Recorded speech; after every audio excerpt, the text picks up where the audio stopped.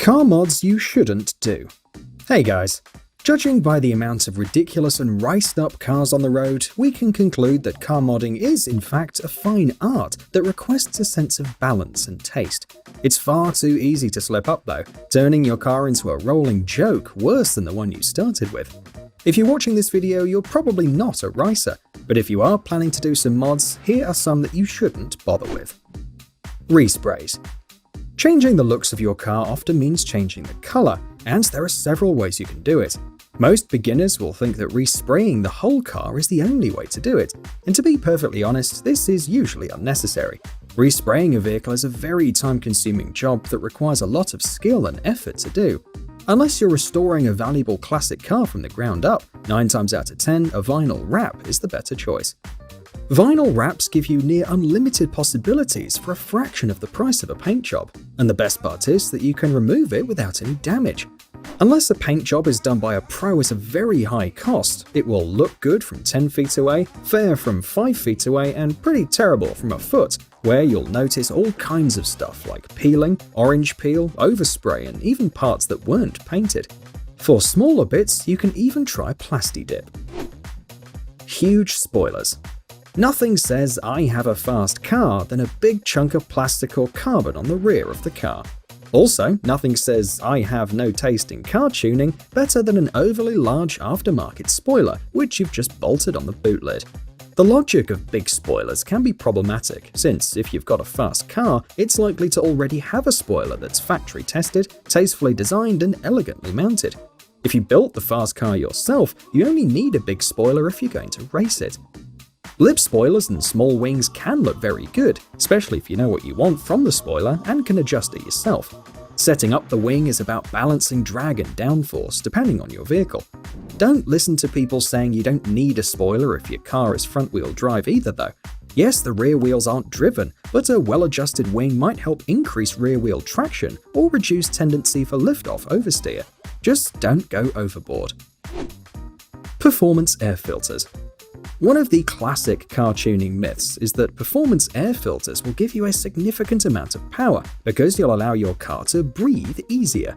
Any newbie car guy with their first car knows the experience of going to Halfords in the UK or wherever you guys go in America and buying an air filter as their first mod. In theory, this is true, but in real life there often aren't any noticeable advantages of swapping the OEM air filter with a performance one.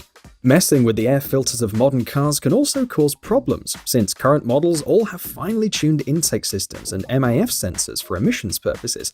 If you use a less restrictive air filter, you might even get a check engine light on your dash, a lumpy idle, or even a poor throttle response. Modern engines are more finicky than engines from 50 years ago, so tampering with the airflow might actually cause more problems than it's worth. Cheap alloy wheels. This one is important to mention, since more and more car enthusiasts are buying cheap, mostly Chinese copies of brand-name alloy wheels. Yes, it is very tempting to get a set of brand new 18-inch BBS RS wheels for £400 to £500, but you shouldn't do it. There are several reasons. The first one obviously being safety. The cheap knockoff wheels are poorly built, very fragile, and will shatter to pieces if you hit a pothole.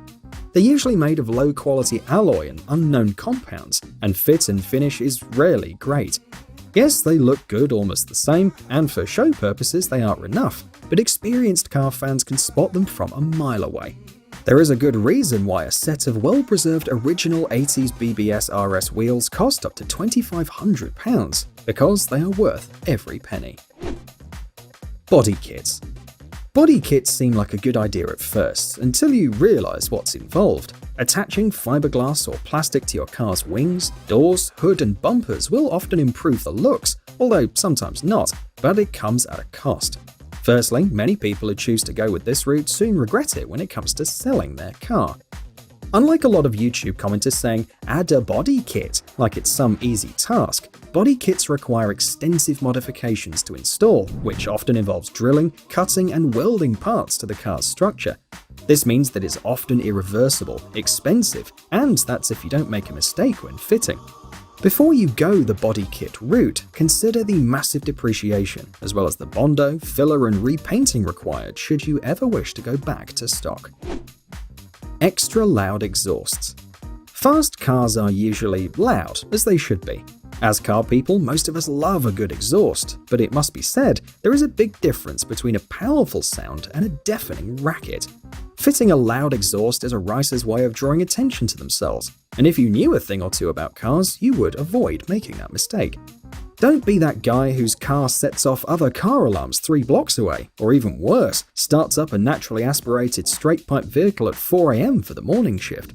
Well-designed performance exhausts are readily available anyway for most cars these days. Straight pipes are usually ill-advised, however, for turbocharged engines that are naturally quieter, they can often get away with it without being too loud.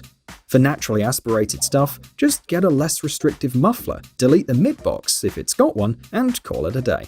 If that's not loud enough, fitting some less restrictive sports cats might help you as well.